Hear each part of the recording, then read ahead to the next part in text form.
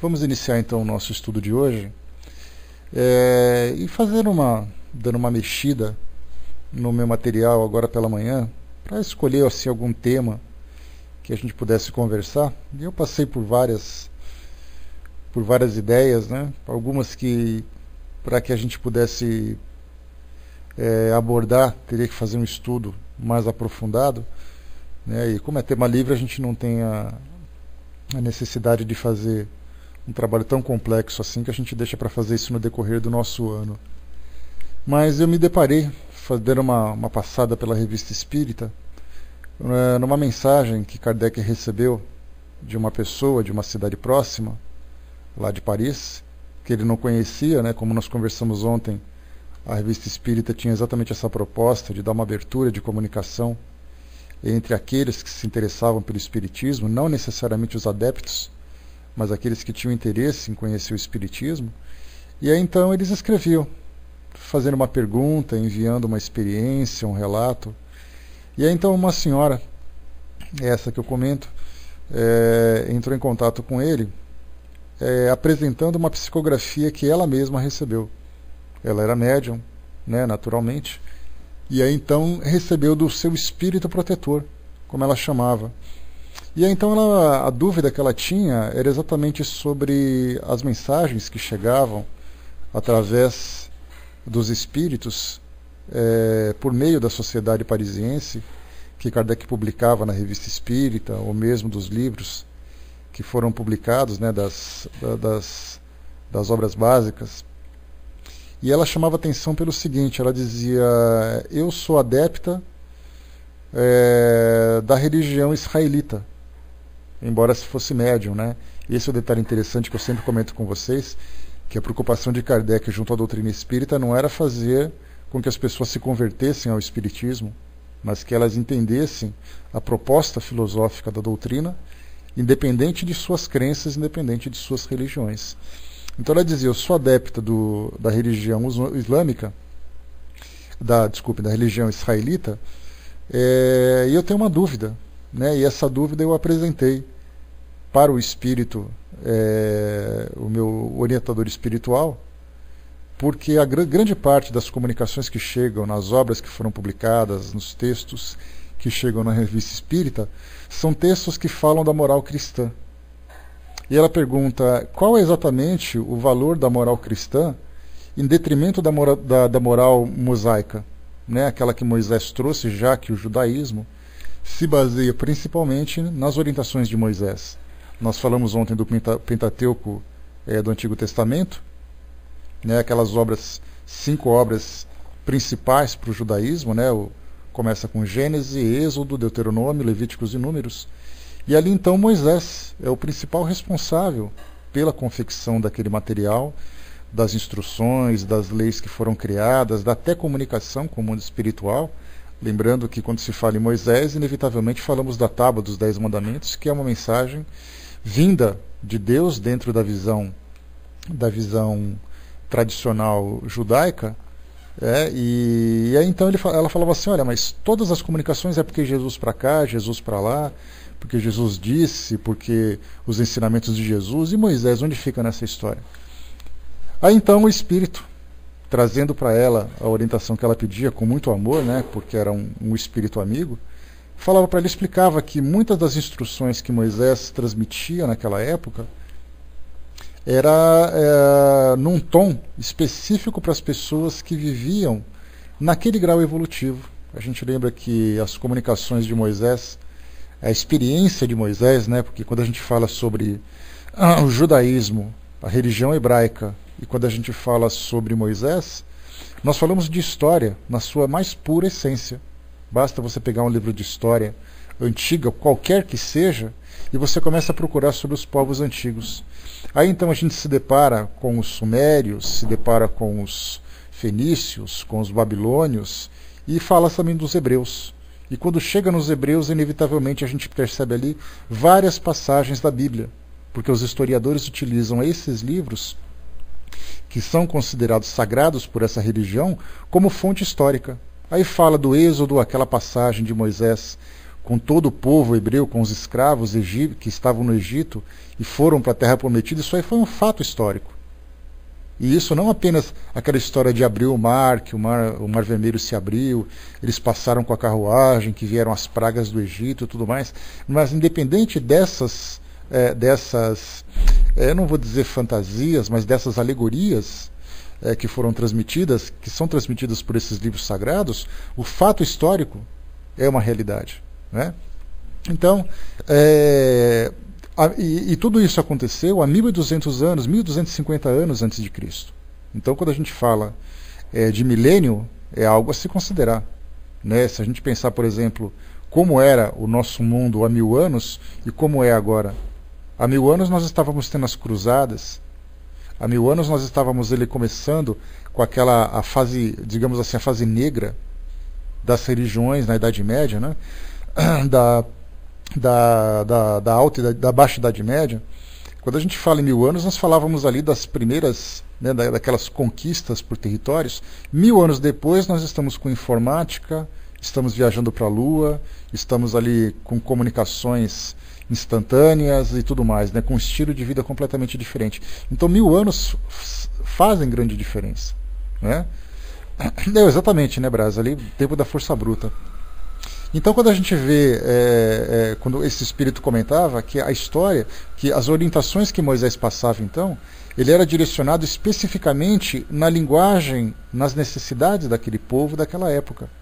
E conforme o tempo foi passando, esses ensinamentos morais foram se transformando, até porque o próprio pensamento das sociedades daquela região, do Oriente Médio, também foi se modificando. As pessoas se tornaram mais suscetíveis a sugestões de mudanças, de transformações morais.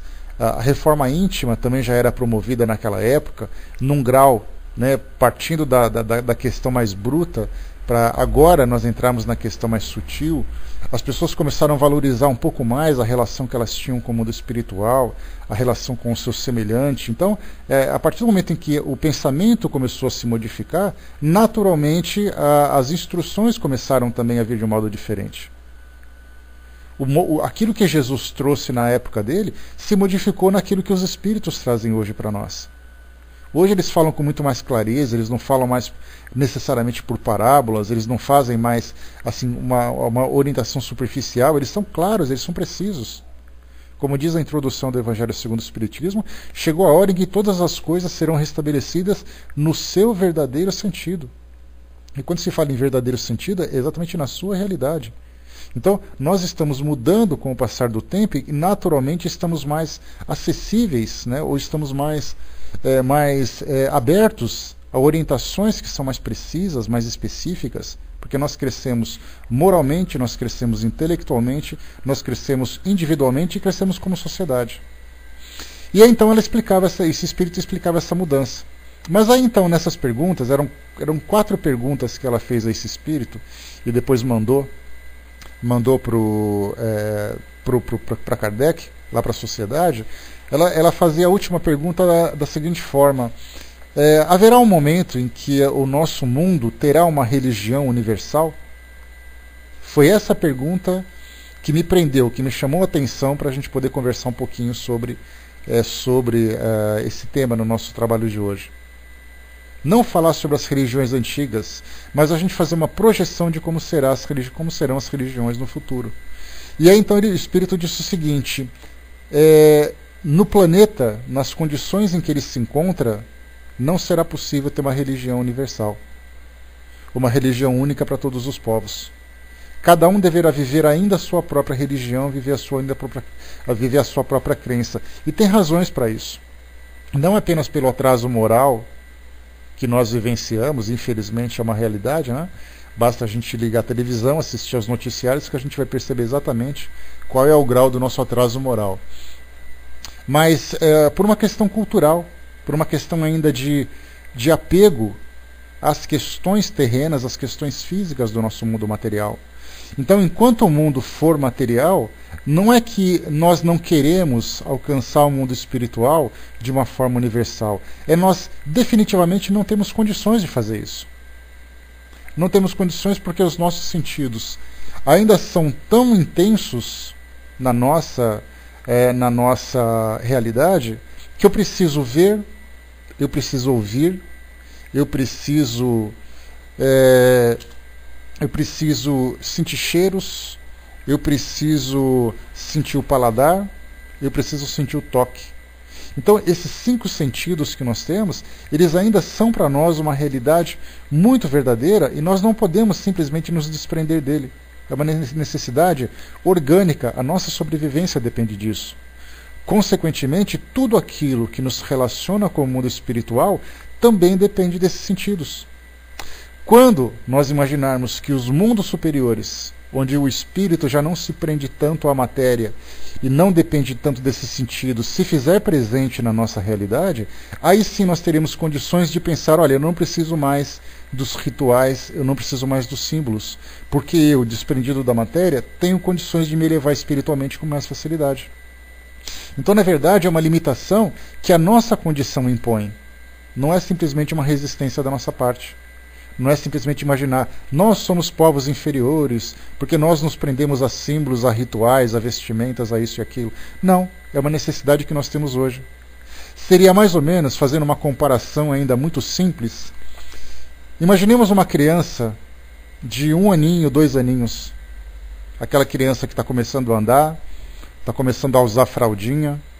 A pergunta é, que tipo de alimento essa criança pode comer? Que tipo de alimento é saudável para ela?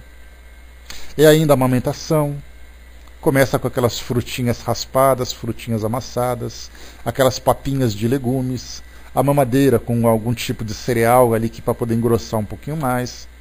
E aí então ela começa com esse alimento que para ela ainda, nessa condição ela consegue digerir, para que quando ela alcançar uma condição maior, uma evolução orgânica mais avançada, ela consiga então digerir alimentos mais sólidos.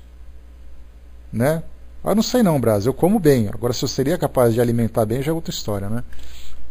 Então, a gente começa a perceber o quê? Que a limitação do organismo da criança naquele momento é o que impede com que ela avance em outras alimentações. Você não pode oferecer para ela uma macarronada, você não pode oferecer para ela uma feijoada, você não pode oferecer para ela frituras, porque isso faz mal para o seu organismo.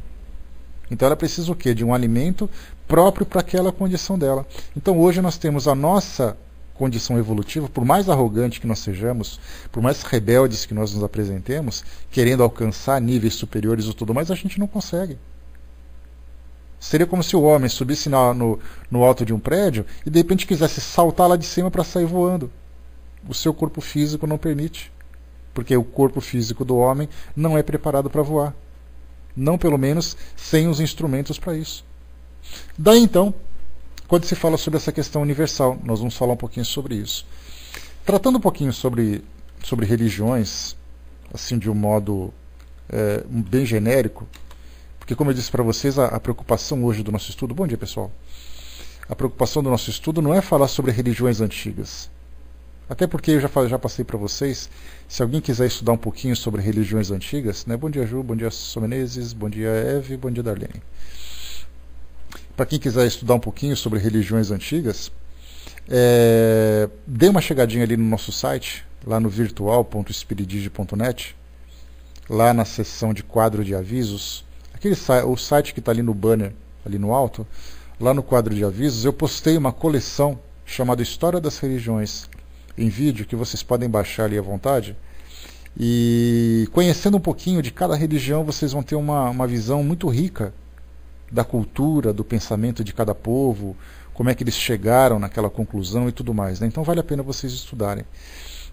Então, especificamente sobre cada religião, a gente não tem necessidade de tratar desse tema aqui hoje, né? Até porque, como eu falei para vocês agora, tem esse material pronto, basta vocês colocarem ele no computador, nos seus DVD e tudo mais, e assistir, que vocês vão ter informação muito mais rica do que aquilo que a gente possa falar, né? Sem conhecimento profundo de cada uma delas, até porque cada religião tem uma riqueza extremamente valiosa que a gente não pode tratar com superficialidade. Mas a gente começa a pensar na origem do pensamento humano, na origem do homem, na origem das primeiras sociedades. O homem, a gente lembra que quando se fala sobre a relação do homem com Deus, estudando o livro dos Espíritos, os próprios instrutores dizem para nós que intuitivamente o homem busca uma força superior. Independente dele raciocinar se existe ou não existe, ele simplesmente busca. Mais ou menos como aqueles animaizinhos que nós vemos nos programas sobre natureza, que eles nascem e começam simplesmente a chorar, pedindo a alguém que venha socorrê-lo. E esse alguém, naturalmente, é a mãe. Como um bebê, por exemplo, que sente um desconforto e começa a chorar pedindo socorro. O homem, intuitivamente, ele se eleva em pensamento para esse mundo sobrenatural, buscando esse socorro para as suas necessidades, não apenas necessidades materiais, mas as suas necessidades espirituais. Aquele vazio existencial que há dentro do homem, ele busca através desse contato com essa força superior. E aí então, lá naquela origem, nos povos primitivos, eles buscavam, como a gente já viu isso tudo, naquele documentário A História de Deus, que eu passei para vocês, que também está naquela página, que fala sobre essa passagem, mostra que os primeiros seres começavam então buscando na natureza, na força da natureza, essa força divina. Então buscava nas árvores, nos animais, na pedra, na chuva, no sol, nos relâmpagos. Ele queria de qualquer forma se aproximar desse ser. E a intenção que ele tinha é exatamente isso, ele se sentir amparado por alguma coisa que ele não tem por si mesmo individualmente, ele não é autossuficiente. Nós não somos autossuficientes, nós precisamos de alguma coisa que nos dê essa sustentação. E aí então ele começou a criar formas de se relacionar com essa força superior. Ele começou a criar rituais, como por exemplo acender uma fogueira, pintar a mão numa pedra, sacrificar um animal. Ele começou a se pintar, ele começou a se decorar, a usar adereços para se apresentar com mais beleza para aqueles seres, ou para o ser, ou para os seres que ele considerava esse ser superior que trataria, né, que cuidaria dele. Ele começava então a se relacionar com esses seres através de cânticos, através de danças. Começou a escolher lugares específicos, lugares sagrados onde ele pudesse se encontrar. Primeiro era perto de uma árvore sagrada, depois num rio sagrado, como nós vemos hoje na Índia. Até hoje o rio Indo é considerado um rio sagrado. Quando a gente vai, por exemplo, para o Himalaia, onde eles encontram ali nos templos budistas as montanhas sagradas, onde eles conversam com suas divindades, ou conversam com a sua essência espiritual. Nós temos aqui, depois começaram a criar locais próprios. A gente vai, por exemplo, lá em Stonehenge, lá no Reino Unido, onde nós temos aquelas pedras que foram levantadas pelos druidas, que até hoje ninguém sabe para que elas servem, mas elas estão ali firmes, fortes e milenares, classificando aquele lugar como local próprio para o relacionamento com a divindade. E aí então cada região do planeta começou a colocar na natureza esse local sagrado, e a partir do momento em que as sociedades começaram a evoluir e começaram a construir as suas cidades, construir as suas sociedades, digamos assim, na sua organização, eles começaram também a construir os seus locais sagrados. Aí vieram os templos, vieram as igrejas e tudo mais. Então o homem teve necessidade de se relacionar com o mundo espiritual, então ele foi criando formas para estimular, na verdade, os seus sentidos, como a gente colocou no início. Quando você vai numa igreja, por que você vai numa igreja? Porque ali você sente o cheiro daquele ambiente, você vê os símbolos daquele ambiente, você ouve o que acontece naquele ambiente, e isso faz com que a fé que nós precisamos exteriorizar, que nós precisamos materializar, se torne muito mais intensa para todos nós. Daí então, quer dizer, estimulando os nossos sentidos, o homem consegue se elevar espiritualmente. Ele criou também, nessa relação com as divindades, os seus mitos, a mitologia que contava a história da sua origem. E aí então a gente tem, nas mitologias de cada povo, né, já passamos para isso já também, o Laura, só um instantinho que eu já falo para você. Né, que isso é bom lembrar também, porque os sacrifícios que faz parte desses rituais, né? O que eu estava falando mesmo? Que eu acabei me esquecendo. Falei dos sacrifícios, mas me fugiu aqui. Da mitologia, né? Então cada povo espalhado, não, pode colocar, eu que me distraí, na região, no nosso planeta de um modo geral, eles começaram a criar mitos para poder explicar as suas próprias origens. Quando se fala em mitologia, nós necessariamente falamos do homem se relacionando com suas divindades. Basta ver, por exemplo, quando a gente pega na mitologia hebraica, nós temos ali no Antigo Testamento a Gênese.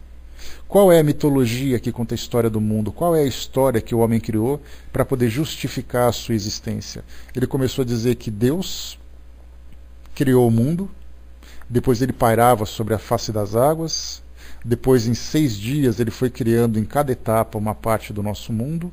No 6º dia, no último mundo, ele criou o homem do barro, soprou as narinas, tirou uma costela, criou a mulher e daí então povoou o mundo. É um mito.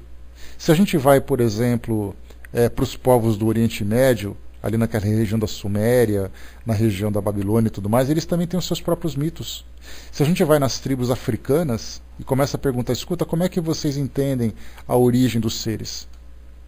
Aí começaram a criar então ali, olha, vieram os animais sagrados, que depois eles se reproduziram, depois vieram os homens. Pergunta para os indígenas como é que eles foram criados. Aí eles dizem que as estrelas estavam lá em cima e de repente as estrelas começavam a descer na Terra e começaram a povoar o nosso mundo. Pega a mitologia romana, onde nós tínhamos ali o panteão greco-romano, né, tanto grego como romano, onde temos ali o deus dos deuses, depois os seus deuses, depois os homens, os deuses se relacionando com os homens e assim sucessivamente. Cada região do nosso planeta traz ali a sua mitologia. E isso é uma criação humana. O homem tendo a necessidade de se relacionar com as suas divindades, mas também de justificar a sua própria existência junto a elas. Então, para quem gosta de história antiga, é muito interessante. Eu sou apaixonado por isso, né? Então a gente começa a ler no livro de história, você pega assim a história da Babilônia, fala sobre economia, cultura e religião. E ali você começa a ler o que eles pensavam os babilônios. Os fenícios, começava lá, economia, administração, cultura e religião novamente. Dos hebreus, a mesma coisa, cada povo contando a sua história, e uma mais interessante que a outra. E infelizmente a gente tem um contato muito próximo com as religiões do Oriente Médio, do nosso mundo ocidental, mas a gente conhece muito pouco sobre a história das religiões na África e na Ásia, especialmente no subcontinente indiano. Quando você pega, por exemplo, a Índia, os hindus, como é que será a história dos hindus? Uma sociedade que tem mais, né, uma sociedade que tem uma religião com mais de 3.000 deuses, cada deus com seu próprio templo, talvez sendo a religião mais antiga do nosso planeta. A gente volta lá para aquela região da China, do Japão, e começa a estudar um pouquinho mais sobre a sua história. Bom dia, pessoal que chegou. Sobre a sua história, também nos impressionamos muito com isso. Mas aí então a gente começa a perceber que tudo isso foi formatado de acordo com o entendimento de cada sociedade, com a cultura de cada povo. E aí então, porque isso interferia, era assim, digamos, uma reciprocidade. A religião interferia na sua cultura e, consequentemente, a cultura interferia na sua religião. E aí então eles começavam a criar a sua própria história. A Laura perguntou lá em cima, né, o que o sacrifício dos animais tem a ver com religião. Pensa o seguinte, Laura, qual é a necessidade fundamental do ser humano? A gente vai ficar pensando, bom, deve ser isso, deve ser aquilo. A gente pensa simplesmente assim, o homem precisa se alimentar para sobreviver. Então ele precisa comer. A sua comida é o que existe de mais sagrado. Eu me lembro até de uma, abrindo um parêntese, que é uma grande verdade, Margaret Thatcher, que foi a antiga primeira-ministra inglesa na década de 80, a Dama de Ferro conhecida, né, no nosso mundo, ela, durante os debates que alguns países tinham com relação à privatização, à proteção dos recursos minerais, das riquezas naturais de cada país, ela falava assim, eu fico impressionada com as pessoas preocupadas em cuidar do petróleo, em cuidar do ouro que tem no seu subsolo, e elas não se preocupam em cuidar da comida, que é fundamental. E exatamente essa é uma realidade, a comida. No passado, a gente lembra que o modo mais fácil dos povos antigos, né, terem a sua alimentação era através da caça, ou através da coleta. Eles não tinham ainda uma estrutura agrícola desenvolvida. Então, a gente lembra que vocês estudaram história, né?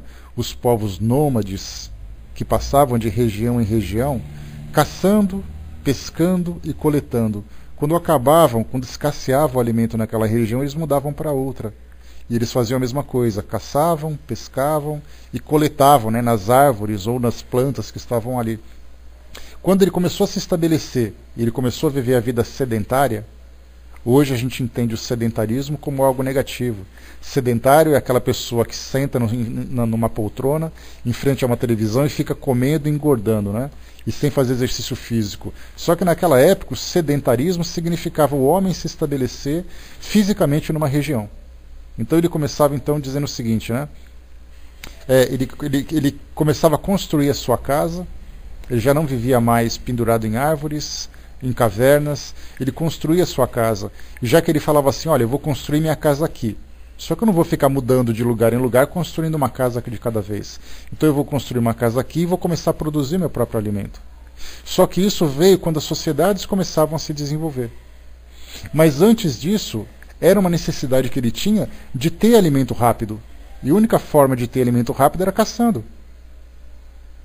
E principalmente naquela região do Oriente Médio, que é importante a gente classificar geograficamente o que acontece, a agricultura naquela região era muito difícil porque é uma região muito pedregosa, uma região muito árida. Então nós tínhamos ali muitos pastores. Tanto quando a gente pega a Bíblia, não vê falar de agricultor. A gente vê falar de pescador, de pastor. Por que isso tudo? Porque pastorear e pescar é muito mais fácil do que plantar numa região que você não tem água, você não tem terra fértil. E aí então a gente tem dentro desse contexto, naquela região, especialmente do povo hebreu, quando a gente estuda no Antigo Testamento, você tem ali aquelas sociedades que são de pastores e pescadores, qual é a oferta que eles vão fazer para os deuses para poder agradar as suas divindades? Oferecendo aquilo que era mais precioso, que era exatamente a sua alimentação. E se a sua alimentação era de origem animal, eles faziam então um sacrifício animal para os seus deuses. Então a gente vê que o raciocínio, analisando a cultura, analisando a forma de viver, a gente percebe que a religião está diretamente conectada com esse estilo de vida deles. É toda assim uma sequência de raciocínio, analisando a história e a evolução de cada sociedade. Se você vai para o Japão, por exemplo, o Japão é um país que tem uma agricultura forte. Basta a gente perceber aqui no Brasil, em São Paulo em especial, quando você vai a uma feira livre, né, uma feira para poder fazer a sua compra de verdura, de fruta, o que tem de japonês vendendo coisa ali não é fácil. Por que isso tudo? Porque é uma cultura que eles têm de fazer, embora tenha ali vivendo numa região pequena e com bastante dificuldade, eles têm uma facilidade enorme de plantar. Quando você vai num ritual japonês nessa relação de fazer homenagem aos seus deuses, aos seus espíritos, seja lá como for, quais são as oferendas que eles fazem? Frutas, verduras, os alimentos vegetais que eles comem. Porque naquela região, tirando a parte da pesca, é difícil você ter um pastoreio. Então a gente vê que cada local tem a sua própria forma de viver. Na África a mesma coisa. Por que na África ali se faz sacrifício a animais? Por que as religiões de origem africana têm também essa relação com o sacrifício animal? Porque se você pegar naquelas sociedades primitivas, a agricultura também não era desenvolvida. O que eles faziam? Caçavam. E aí, então o que eles ofereciam para os seus deuses? Aquilo que era mais precioso, o seu alimento animal. E aí, então faziam seus sacrifícios. E isso até hoje permanece, porque nós vemos hoje que se pega, por exemplo, nas religiões de tradições africanas aqui no Brasil, nas regiões africanas, no próprio continente africano, nós temos ali as religiões que até hoje, em pleno século XXI, ainda se relacionam com sacrifícios. E hoje é interessante que a gente percebe que essas religiões mais tradicionais, as religiões cristãs tradicionais aqui no nosso mundo ocidental, como as religiões protestantes, as religiões católicas, e quando a gente fala de religiões católicas, a gente fala da apostólica românica, da ortodoxa grega, da ortodoxa russa e assim vai. Então, hoje eles falam assim, né, mas você sacrificar um animal, você está oferecendo sangue para o diabo. Mas são pessoas que realmente pararam de estudar, porque se analisar a própria origem, vão perceber que Moisés fazia isso. Quando você vai lá no livro, no Deuteronômio, que trata das leis, e você tem ali os números e também tem, qual é o outro livro? Os Levíticos. No Levíticos, basta vocês pegarem aí o Antigo Testamento e ler o Levíticos, ele dá instrução de como você construir um altar. como você deve fazer um sacrifício para Deus. A própria origem do homem, quando fala dos sacrifícios, tem ali Caim e Abel que fazem sacrifícios também. Aliás, Caim foi injustamente sacrificado, né? ou condenado, porque Deus preferiu. Olha só que interessante a incoerência dessa situação. Quando Caim e Abel fizeram as suas oferendas, Caim sacrificou um animal e Abel sacrificou frutos. E Deus ficou muito mais agradável com Abel. E condenou Caim porque fez aqui. Só que pouco tempo depois Moisés estava ensinando a fazer sacrifícios, fazer os holocaustos. O que é o holocausto? Essa palavra está muito ligada ao nazismo, né? Que era ali a queima de corpos dos judeus. Mas o holocausto, na verdade, significa você queimar um sacrifício. E aí então eles colocavam aquele animal num altar, colocavam fogo, porque aquela fumaça que saía daquele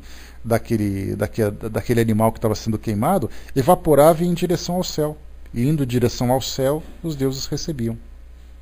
Né? Então vemos ali que são tradições. E hoje fala assim, nossa, mas você vai num terreiro de candomblé, estão matando uma galinha, que coisa absurda. No passado fazia isso também. Sacrificavam bois, não sacrificavam galinhas. E hoje fazem aquela condenação, não pode, porque é proibido, porque isso é um sacrilégio, não sei o quê. Então, quer dizer, falta de estudo, na verdade, um preconceito por não entenderem exatamente o porquê daquilo tudo. Tá? Então é essa a situação, Laura, sobre a questão dos sacrifícios que são feitos.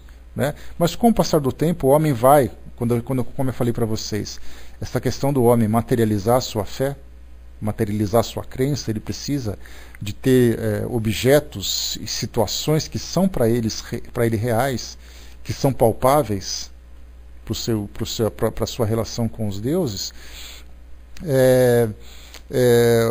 Tanto nos cânticos, nas vestimentas, quando você vai numa comunhão, numa igreja, e você come ali a hóstia, você bebe o vinho, aqui você está estimulando o seu paladar para você se relacionar com Deus.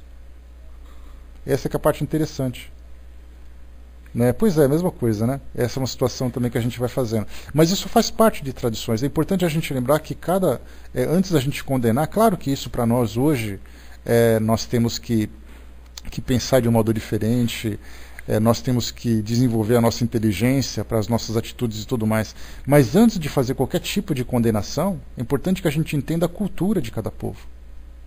Sempre foi assim. É a cultura que leva as pessoas a terem comportamento, mas as culturas vão se transformando.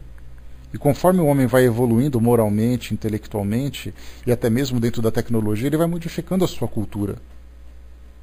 Então hoje nós temos, inclusive, quando você tocou nesse tema, né, sobre essa questão dos animais e tudo mais, hoje nós temos as sociedades protetoras dos animais entrando com ações judiciais contra as religiões que fazem esses sacrifícios, ao mesmo tempo que essas religiões têm proteção na Constituição para poder fazer seus rituais. Então nós entramos num campo jurídico nessas discussões e desconsiderando completamente a questão cultural de cada sociedade. E nós não podemos violar a cultura, a gente tem que fazer com que ela desenvolva. E esse desenvolvimento vem através do esclarecimento, vem através do estudo, vem através da transformação moral, e isso demanda tempo. A gente não pode forçar a natureza das pessoas fazendo um terrorismo. É importante o esclarecimento, porque do contrário nós nos tornaremos pessoas que faremos um efeito contrário.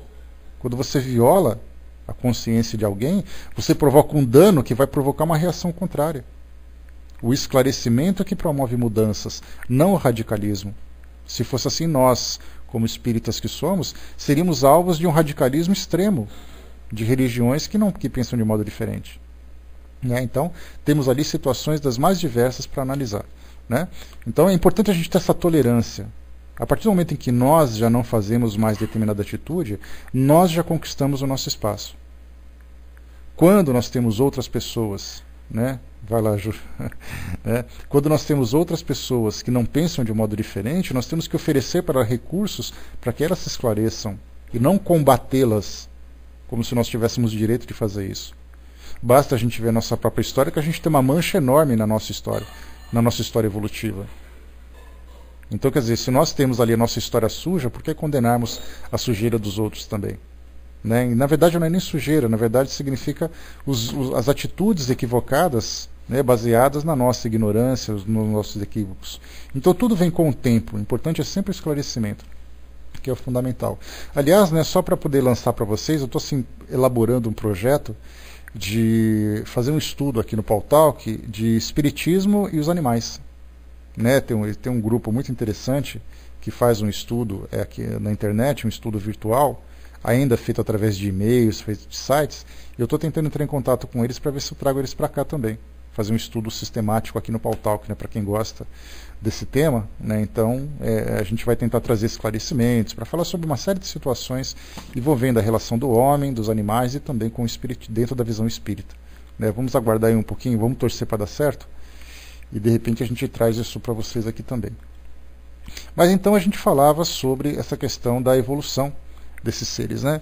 Então falamos das culturas, falamos da evolução, mas o que eu queria tratar para vocês exatamente, para falar para vocês exatamente, é o seguinte: a história das religiões são muito interessante. Vamos falar a partir do momento em que as religiões estão estabelecidas hoje e qual é exatamente a projeção que nós podemos fazer para o futuro. Hoje nós temos ali cada sociedade com a sua própria religião e os homens buscando a sua própria salvação, entre aspas. Porque essa é a proposta que as religiões oferecem. Você vai salvar o seu espírito se aproximando de Deus. Só que para você se aproximar de Deus, infelizmente você precisa de um intermediário. Esse intermediário vem exatamente a ser as religiões, né? E os seus representantes também, né? Então as religiões te convocam para participar dos seus rituais, dos seus estudos, para participar das suas atividades e, consequentemente, você vai se transformando espiritualmente para poder se elevar. Infelizmente, hoje, nós enfrentamos um conflito muito grande, no Brasil em especial, que é um país que tem uma diversidade religiosa significativa. Se você vai nos Estados Unidos, que é um país predominantemente protestante, tem ali judeus, tem ali muçulmanos, tem ali os católicos, tem os esotéricos e tal, mas muito pouco. Aqui no Brasil nós temos ali religião para todo jeito, para todos os gostos. Basta você pegar ali o cardápio e escolher aquilo que te apetece, né? Então ali as religiões são muitas, mas ao mesmo tempo que as religiões são abundantes aqui no Brasil, a intolerância também vem sendo observada. Fatos recentes que aconteceram de pessoas que foram agredidas pela sua crença, de templos que foram invadidos, de símbolos que foram quebrados, de rituais que são violados, né? A gente lembra, em especial, as religiões de tradições africanas, mais ainda o candomblé. É a religião mais combatida principalmente pelo catolicismo e pelas religiões protestantes.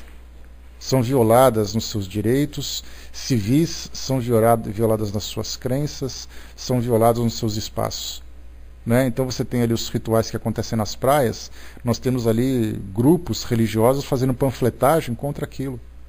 Nós temos instituições que são ali pichadas e apedrejadas também pelo fato de pensarem diferente.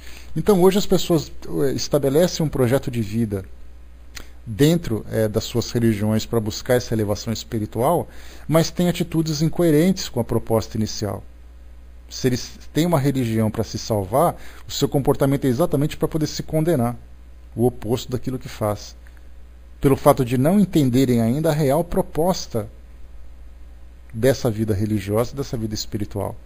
E porque tem uma diferença significativa naquilo que nós já conversamos em outras oportunidades, daquilo do que é a religião e o que é religiosidade. Essa é a diferença. Religião é a instituição que te promove o desenvolvimento da religiosidade. Mas eu posso, de uma forma autônoma, independente de qualquer instituição, desenvolver em mim a minha religiosidade. É quando eu começo a me transformar espiritualmente pelos meus próprios princípios, pelas minhas próprias crenças, estabelecendo os meus objetivos, e aí então eu me livro desses conceitos ou preconceitos estabelecidos por essas instituições e começo a caminhar de uma forma independente. Só que nós não estamos ainda, infelizmente, preparados para essa independência. Eu já coloquei para vocês isso também, que fazendo ali num estudo particular que eu estava tendo, que eu estava fazendo, perguntando, né, qual é a religião mais difícil que tem. Alguns de vocês já sabem a resposta, pelo fato da gente já ter conversado sobre isso, mas aqueles que não conhecem ainda, foi perguntado, de todas as religiões, qual é a mais difícil de se seguir? É o judaísmo, onde você tem que fazer ali todos os rituais de passagem e tudo mais? É o catolicismo, onde você também tem que passar pelos sacramentos?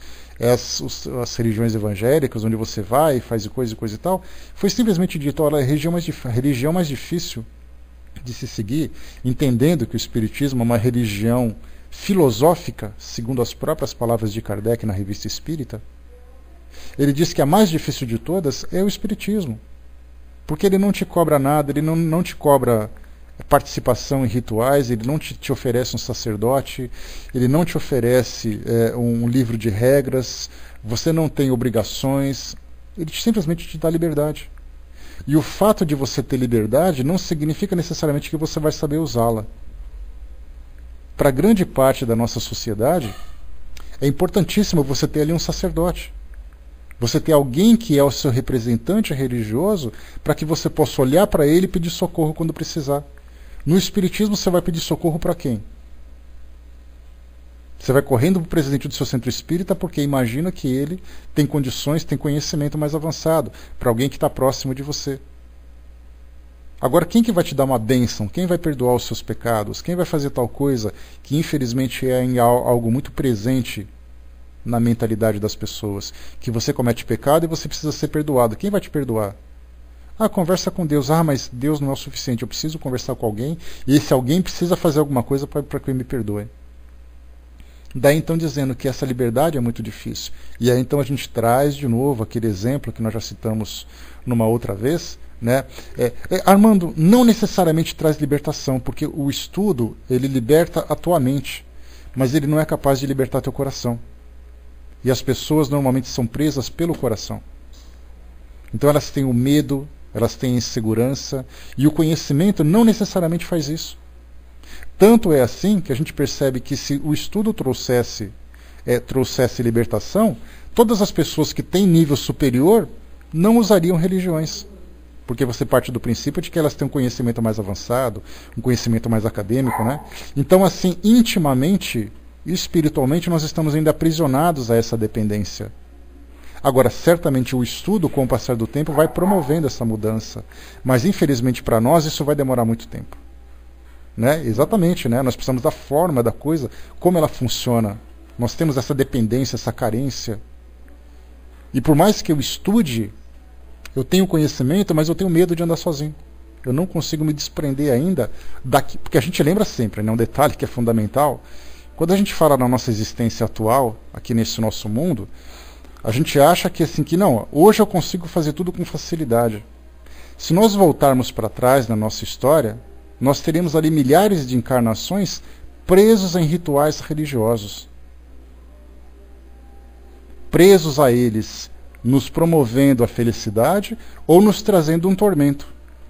E hoje que nós nos deparamos com uma filosofia, com uma religião filosófica que nos oferece essa liberdade, aquele resquício do passado de tantas e tantas encarnações vivendo daquele mesmo jeito, não vai ser tão fácil da gente se desprender. A gente vem conseguindo, vem resistindo, vem lutando contra, mas é algo que não acontece naturalmente. Porque se a gente deixar fluir as nossas tendências, a gente cai de joelho e junta a mãozinha rapidinho e começa a rezar, seguindo os mesmos padrões do nosso comportamento passado. Então é algo que demanda ainda muito esforço, muito trabalho de transformação, muitos sacrifícios. E quando eu falo sacrifício, tem pessoas que se sacrificam de não cederem a essa tendência. Eu tenho uma vontade de ir para a missa, mas eu vou resistir. Ela está praticando um sacrifício. Né? Basta colocar esse sacrifício, essa forma que a gente tem hoje. Daí então a gente começa a perceber, né? O Brás colocou, né? A soma de conhecimento pode gerar sabedoria. E sabedoria leva à luz, e isso, Brás, é um processo a longo prazo, né? Não é algo que acontece de uma hora para outra.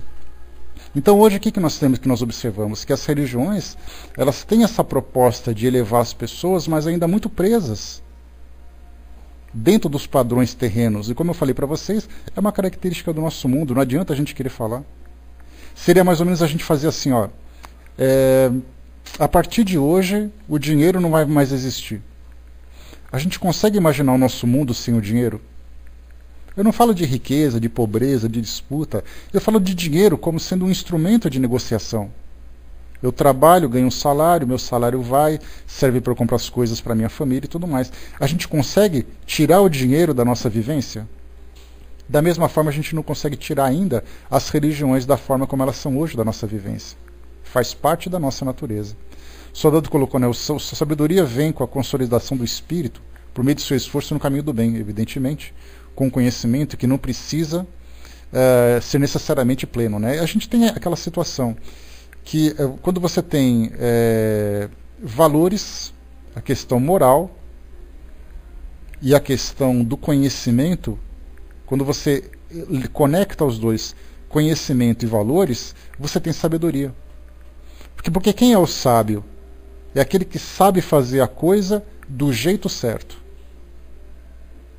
Muitos de nós temos conhecimento para fazer as coisas, mas a gente não sabe fazer. Todo mundo aqui pega um livro e sabe como educar uma criança. Bota uma criança no mundo para você ver como a coisa muda. Se você não tiver para sabedoria, você vai ser um ditador de regras. Você não vai ser um educador da sua própria família. Então, conhecimento e valores, é isso que gera sabedoria. E a gente está nesse processo de desenvolvimento ainda. É algo que vai demorar bastante para poder acontecer. Né?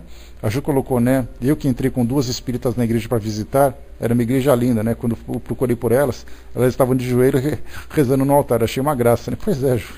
Né? E essa é a questão que a gente tem, né? O Armando perguntou, né? E para alcançar essa sabedoria, quantas encarnações teremos ainda? Olha, eu vou falar sério, tá? Eu vou falar sério para vocês, assim, na minha visão. Eu acho que a nossa sociedade, ela deve demorar pelo menos uns 300, 400 anos para poder mudar. Porque basta a gente ver, assim, do nosso comportamento de hoje, de comportamento de 200, 300 anos, a gente não mudou tanto assim. A gente tirou, assim, aquilo que era mais grave, vamos dizer assim, matar. A gente já mata hoje, quando se mata alguém na sociedade, provoca um certo escândalo, mas ainda acontecem essas mortes. A morte por negligência, acontece ali, mostrou na televisão essa semana, um rapaz que estava embriagado, de repente subiu na calçada e atropelou uma família. E essa família morreu. Quer dizer, ele teve intenção de matar? Não teve, mas ele foi negligente e matou a si mesmo. A violência nos assaltos, a violência na guerra. Quanto tempo a gente acha que vai demorar para a gente extinguir completamente as guerras da nossa existência? A gente vai estudar isso, inclusive, na próxima terça-feira. O Livro dos Espíritos falando sobre a guerra.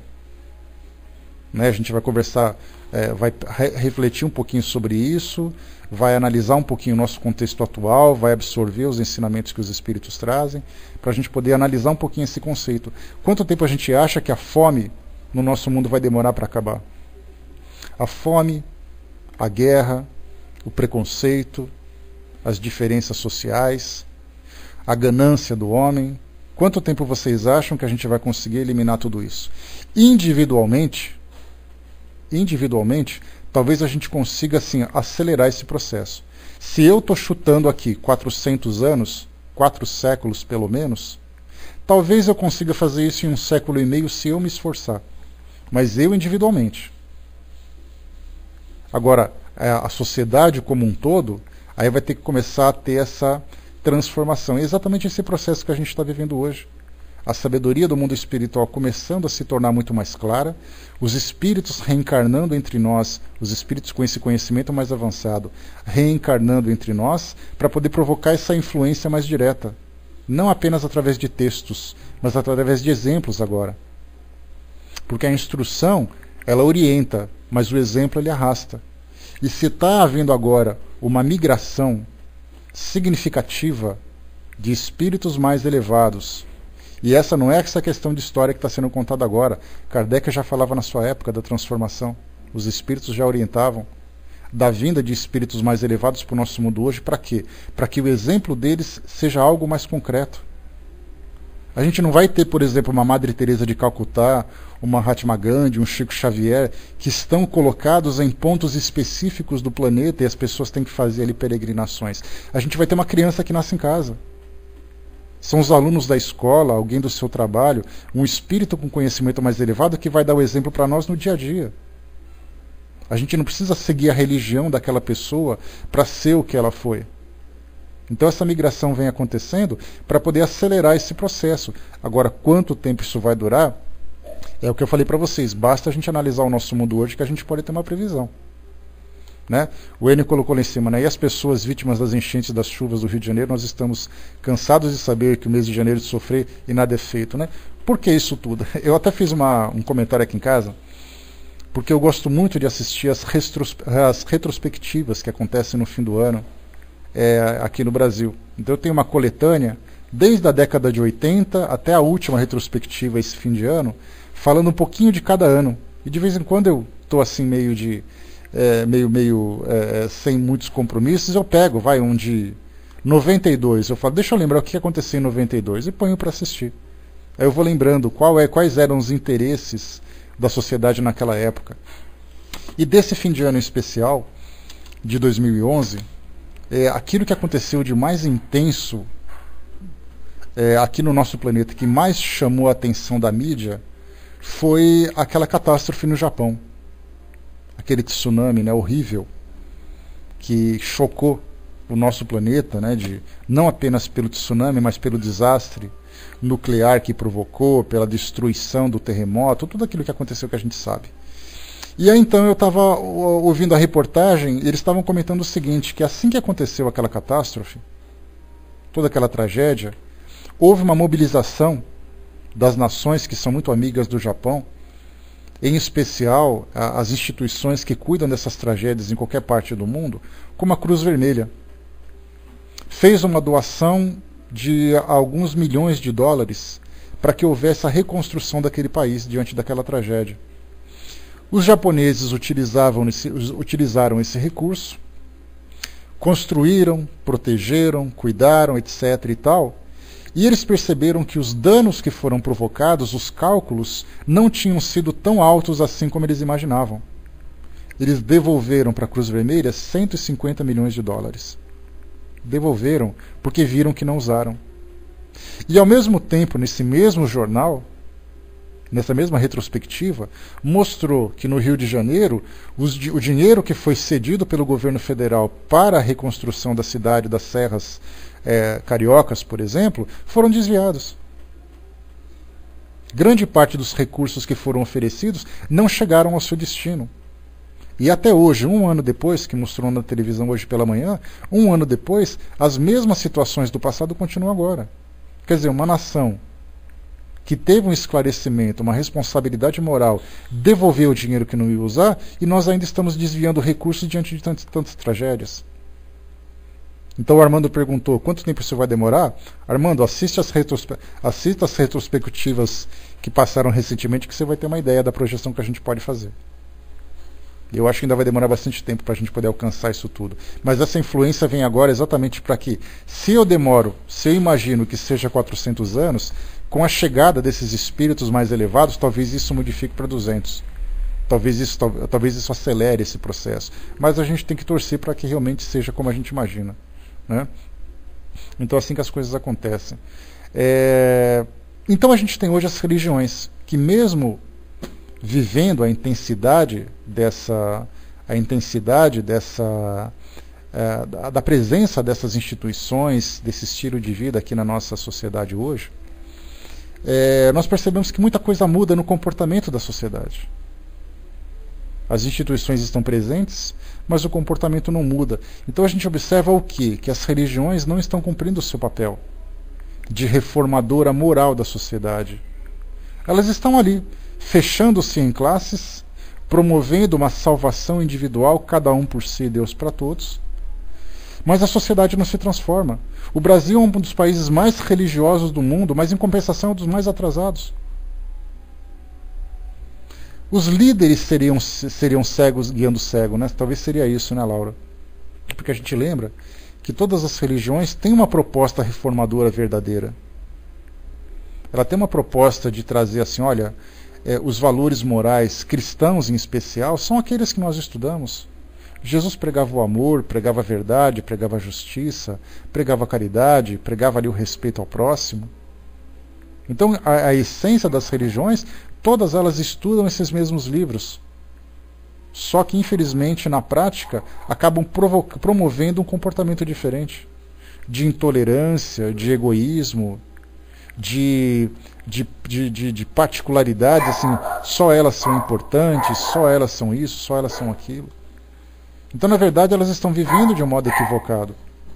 E aí, então, voltando, né, para a gente poder concluir aqui o nosso raciocínio nesses próximos 15 minutos. Quando a gente tem, por exemplo, nesse texto da Revista Espírita, que eu falei para vocês, que aquela senhora perguntou, né, quando será exatamente que acontecerá, se terá aqui no nosso mundo uma religião universal. E o Espírito disse que o nosso mundo não encontrará ainda essa religião. Não encontrará essa religião porque nós ainda temos necessidades de vivermos de uma forma materialista a nossa fé, de uma forma ainda física a nossa fé, e pelo fato da gente ainda se comportar dessa forma de salvação individual e não de salvação coletiva. A gente não está preocupado em salvar o próximo, eu estou preocupado em me salvar. Se eu pensar assim na essência, olha, você está disposto a salvar o seu próximo? É claro que eu estou. Segura na minha mão, que eu estou segurando a mão de Deus, e a gente vai junto. Mas na hora que a coisa complica, é cada um por si, Deus para todos. É como se fosse um navio afundando. O navio afundando, cada um quer saber de nadar para um lado. Muito poucos se sacrificam para poder demonstrar para as pessoas o caminho da verdade. E aqueles que se sacrificaram se destacaram na sociedade, que foram esses que eu citei para vocês. Quando a gente pega Chico Xavier, que viveu em função da transformação da sociedade, Madre Teresa, que sacrificou a sua vida pessoal, dentro da nossa visão naturalmente, como sacrifício, para poder mostrar o amor e assistência para as pessoas. Quando a gente pega outros e tantos anônimos que tem pelo mundo afora, que falaram assim, eu quero viver em função da felicidade das pessoas, porque a felicidade delas é importante para mim. São poucos os que se destacam. Então nós que somos pessoas comuns, a gente fala assim, olha, infelizmente eu não tenho tempo de viver como eles viveram, eu tenho que viver minha vida. E a gente fala isso com tanta naturalidade, se esquecendo que nós estamos agindo exatamente dessa forma, vivendo esse individualismo. Então, em oposição ao individualismo, existe ali o universalismo. Nós estamos numa fase de transição do individualismo para o universalismo, só que nós estamos ainda dando os primeiros passos. Se nós pudéssemos, vamos dizer assim, para fazer uma comparação, se nós pudéssemos pegar hoje um calendário anual, de janeiro a dezembro, sendo janeiro o mais individual e dezembro o mais universal, o mais espiritualizado, o mais sábio de todos, eu acredito que nós estamos ali no meio de janeiro ainda, dentro da nossa evolução moral e da nossa evolução espiritual. A gente está no começo do processo, porque é agora que a gente conseguiu desenvolver consciência de que isso é importante. Quando a gente para e pensa assim, olha, tá, eu tenho essa religião, muito bem. Para que ela me serve? Agora que a gente está começando a entender o objetivo das religiões, o objetivo das filosofias espirituais, das crenças que nós abraçamos. Quando a gente começa a entender o sentido, é ali que a gente começa a dar ali um impulso, uma direção eficaz para aquilo que a gente acredita. Eu não vivo mais individualmente. Felizmente, a gente não é em detrimento das outras, dizendo quem é melhor ou quem é pior, mas a gente fala daquilo que a gente vivencia, que é a nossa realidade. A doutrina espírita nos diz o seguinte, olha, se você vai para o mundo espiritual, acreditando que vai alcançar um paraíso, você está equivocado. Porque quando você chegar lá, você vai voltar para poder trabalhar para salvar aqueles que ficaram para trás. Porque a caridade é isso. A caridade é você viver em função das necessidades dos outros, porque você salvando os outros, você salva a si mesmo. Então mostra para nós que se por acaso você pensa que você vai se salvar, que você vai crescer, que você vai evoluir sozinho, apenas pelo fato de acreditar em alguma coisa, sem vivenciar isso na prática, você não vai sair do lugar. Então é hoje que a gente está começando a entender Por que eu acredito em alguma coisa?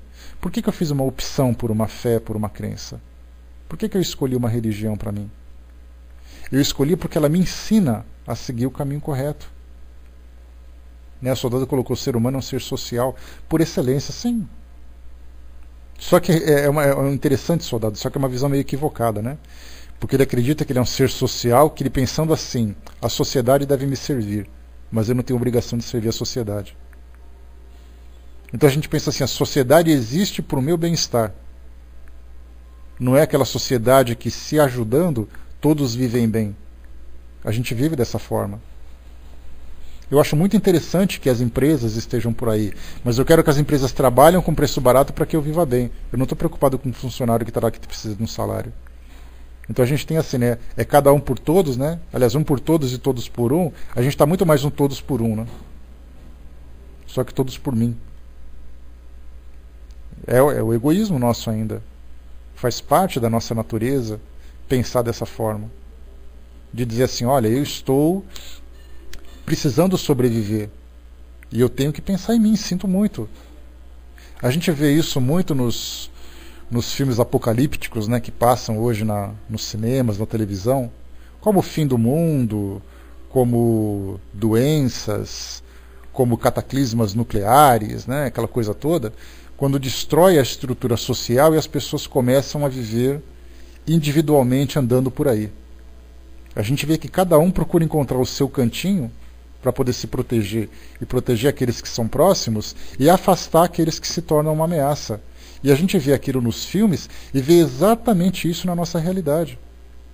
Porque a gente se torna, está todo mundo bem generoso, todo mundo caridoso, quando a comida está na mesa, quando o teto está cobrindo a cabeça, a gente tem um cobertorzinho para cobrir. Agora tira isso da sociedade. Recomendo para vocês, para quem não assistiu ainda. Ensaio sobre a cegueira. Ensaio sobre a cegueira é um filme excelente para a gente poder entender a natureza humana. Está todo mundo bem, até que a coisa complica. Quando você tira a estrutura do indivíduo, ele começa a entrar em desespero. E nesse desespero é quando ele começa a viver pelos instintos. E qual é o instinto do ser humano? É o instinto animal. O instinto animal significa eu pegar a minha comida e rosnar para quem vier pegar. Eu pegar a minha cria e morder quem vier colocar a mão. Então a gente tem assim no nosso sistema de segurança, vamos dizer assim, vamos dizer que na sua casa, ou não, no computador, você tem energia que vem da rua para poder alimentar o teu computador. Aí o seu computador vai funcionar bonitinho. Mas você tem ali o no-break, aquele aparelhinho que fica ali de reserva, de emergência, para o caso da energia salvar. Só que o no-break sustenta quem? O seu computador. Não sustenta o computador do vizinho. Aí cada um tem o seu. É mais ou menos assim que acontece. Essa nossa reserva de emergência, né? Sim, exatamente, Luísa. A Luísa está lembrando aqui que isso acontece não é na sociedade, eu com o vizinho, com a rua de trás, acontece dentro dos lares. Quando uma família se desestrutura, é cada um por si, Deus para todos. Faz parte do nosso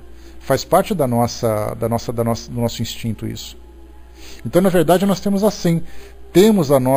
os nossos recursos gerais para sobrevivência, mas temos aquela força emergencial dentro do nosso íntimo. E essa força emergencial chama-se instinto. E nós somos movidos por ele quando a coisa complica.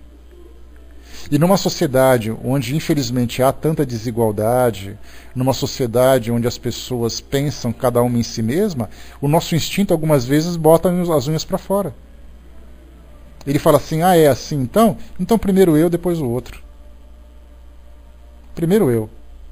Estou preocupado comigo. Se o outro não pensa em mim, então eu vou pensar em mim por mim mesmo. Olha o instinto falando aí.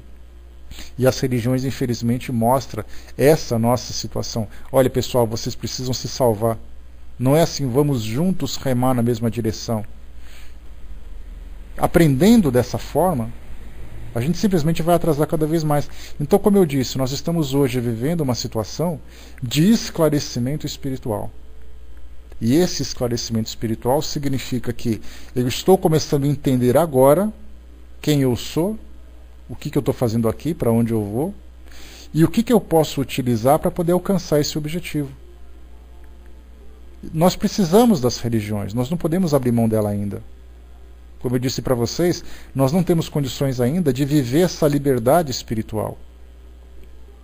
Trouxe para vocês um outro exemplo de um outro filme, para poder ilustrar essa mesma passagem que a gente já colocou, aquele filme Um Sonho de Liberdade, onde nós temos ali Tim Robbins, Morgan Freeman, que eram ali presidiários, vivendo ali aquela situação problemática de um presídio, de violência, de força do mais forte contra o mais fraco e coisa e tal. E de repente um senhor que vivia lá, que era o bibliotecário, digamos assim, do presídio, da penitenciária, depois de tantos anos, 50 anos preso, ganha a liberdade. Quando ele coloca os pés para fora, ele já começa a olhar para um lado e para o outro e começa a tremer, dizendo assim, o que eu vou fazer aqui nesse mundo? Passa pouco tempo, ele não suporta a liberdade e comete o suicídio. Para muitos de nós, se nós não tivermos essa estrutura religiosa para nos dar essa base, a gente vai entrar em desespero. Vão começar os suicídios, vai começar a violência, vai começar o entorpecimento do homem, vai começar então o adoecimento da sociedade. Ela é ainda para nós uma necessidade. Só que como as religiões estão também equivocadas, a gente acaba transmitindo uma mensagem equivocada. Dá então essa desorganização. Essa série que passa na Rede Globo, Sagrado, aquele quadro de 2 minutinhos diário em que cada religião expõe a sua opinião, eu acho que é um trabalho fantástico da Rede Globo. Ela conseguiu assim abrir um espaço ecumênico para que todas as ideias se expressem sem agressões, sem valorizarem, se colocarem como especiais uma contra as outras. Só que ao mesmo tempo nós temos religiões comprando canais de televisão, dizendo que nós somos a salvação, nós somos importantes, nós vamos conseguir e vocês estão errados.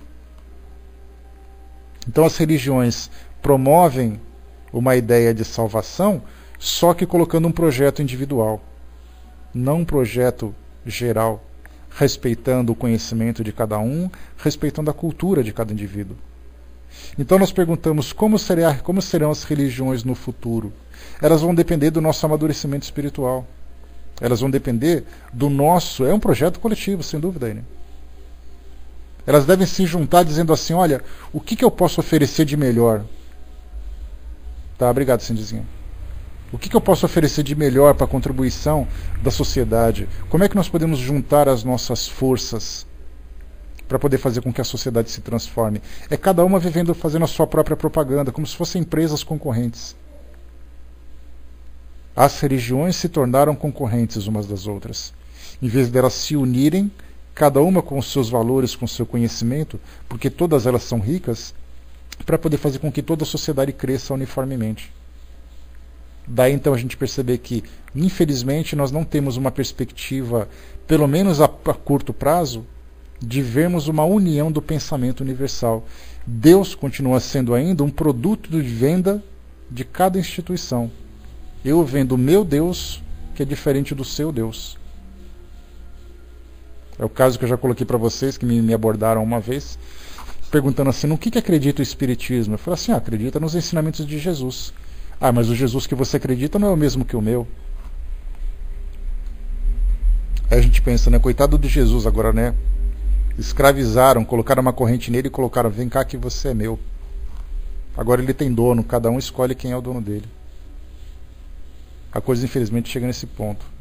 O Brás colocou, vi uma frase de Kardec, marquei ela e perdi, né? Era assim, que até uma cidade espiritual tem desigualdade social. É uma desigualdade espiritual, na verdade, né, Brás? Quando se fala assim sobre no mundo espiritual, a gente tem desigualdade de valores, desigualdade de crenças, desigualdade de conhecimento.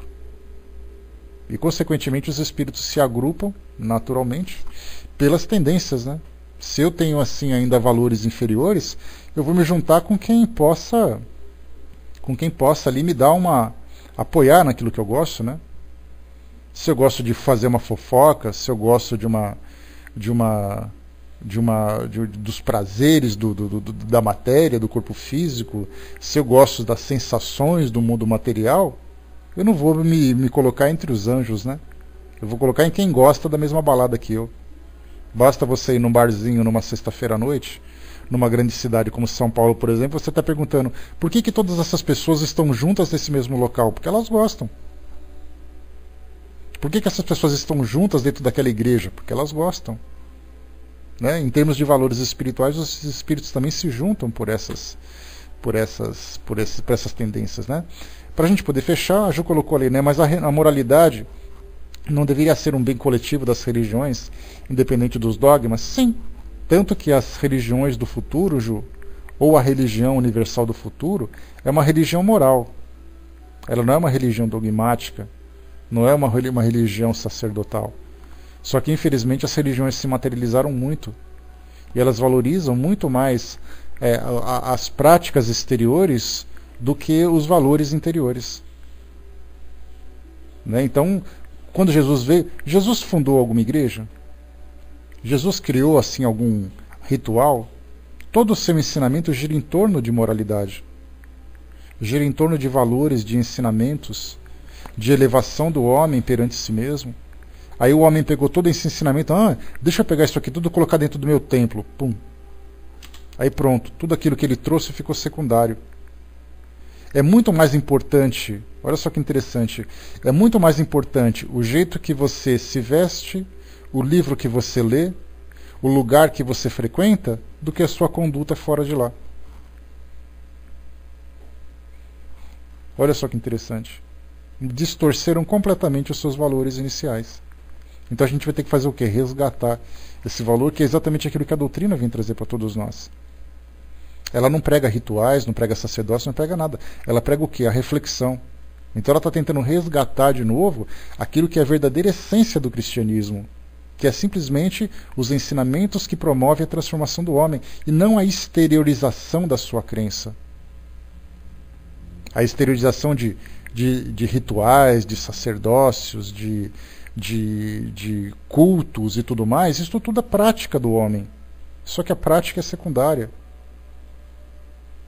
O que vale, na verdade, é a essência que o homem, que promove a transformação do homem.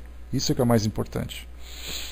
Então, pessoal, fechando por aqui o nosso bate-papo, né, eu queria trazer para vocês, né, o Brás lembrou de um livro interessante, Agonia das Religiões, de José Herculano Pires. Ele fala sobre isso, bem interessante, vocês acham na internet, para poder refletir, né, uma ideia muito interessante que Herculano Pires trouxe na década de 70, década de 80, se eu não me engano, e até hoje é válida, cada vez mais válida ainda, a agonia das religiões. Só que dá a impressão de que os templos estão cada vez mais cheios. Por que isso tudo? Porque as pessoas estão cada vez mais desesperadas. Ou seja, a coisa não está funcionando. Porque uma igreja cheia é como se fosse um hospital cheio. Se um hospital você vai tratar do seu corpo físico, a igreja você vai tratar do seu espírito. E as pessoas vão à igreja porque elas estão doentes, não porque elas estão crescendo. Daí então que cada vez as igrejas e os centros espíritas estão mais cheios. As pessoas estão desesperadas, elas estão desorientadas, elas não sabem o que fazer, porque cada um fala uma coisa diferente. Enquanto não houver essa unificação do pensamento moral de cada uma dessas escolas, nós viveremos ainda esse sectarismo, cada um vivendo por si mesmo. Então, meus amigos, fechando por aqui o nosso estudo de hoje, lembrando, né, que essa semana a gente separou para poder fazer esse aquecimento, né? Nós voltamos agora do nosso recesso de fim de ano, e aí, então pegamos essa semana para fazer um aquecimento, né, dos nossos estudos, e a partir de segunda-feira a gente já retoma o nosso estudo sistematizado. Então, fazendo o nosso resumo, na segunda-feira nós falamos um pouquinho sobre a divulgação dos princípios do Espiritismo, a forma como é feita. Na terça-feira nós falamos sobre as práticas espíritas, aquilo que nós devemos fazer, que nós não devemos fazer. Vai com Deus, Ju. Ontem nós conversamos um pouquinho sobre as obras básicas da doutrina espírita, colocando os 5 livros que nós estudamos e mais as obras de Kardec também, que devem ser colocadas nesse hall, né, de livros a serem pesquisados. E finalmente hoje nós falamos sobre as religiões, a religiosidade e a religião do futuro, né? A gente fez um bate-papo bem informal, não teve nada bem estruturado, certamente não foi novidade para ninguém aquilo que a gente conversou hoje, né? Mas só o fato da gente tocar no assunto, conversar um pouquinho, dar uma refletida já vale para nós ali um bom aprendizado, né? Então a gente encerra por aqui. Eu vou passar para o nosso amigo Brás, que vai fazer para nós aqui o nosso encerramento. Você pode subir, Brás? Então eu esperando, né, que tenha sido proveitoso para todos nós essa semana de aquecimento. A minha voz está quase boa já, vocês perceberam, né? Está quase afinada. E a partir de segunda-feira ela vai estar melhor ainda, né? Amanhã nós vamos fazer o nosso evangelho, né, estudando o nosso livro Vinha de Luz, aqui para a gente poder fechar a nossa semana, como a gente faz tradicionalmente, né? E a gente volta. Obrigado, Fernando. Eu estava lendo bastante, como eu estava comentando o pessoal, por ter ficado 2 semanas sem falar com essa mesma intensidade que eu falo, as cordas vocais ficaram meio preguiçosas, né? Quando eu voltei na segunda-feira falando 1h30 sem parar nesses últimos 4 dias, a garganta